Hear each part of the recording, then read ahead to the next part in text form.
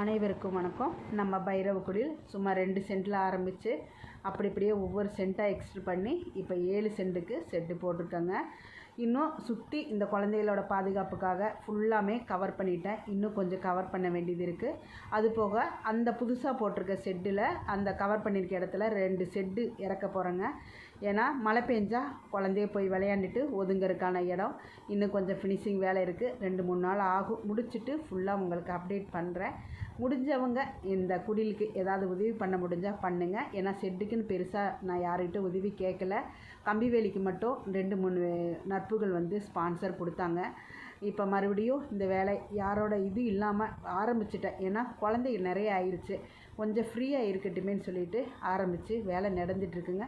இன்னும் 2-3 நாளில் ஃபினிஷிங் ஆகிடும். முடிஞ்சதுக்கப்புறம் நான் உங்களுக்கு அப்டேட் பண்ணுறேன். யாரையும் கட்டாப்படுத்தலை. முடிஞ்சவங்க ஹெல்ப் பண்ணுங்கள். நன்றி, வணக்கம்.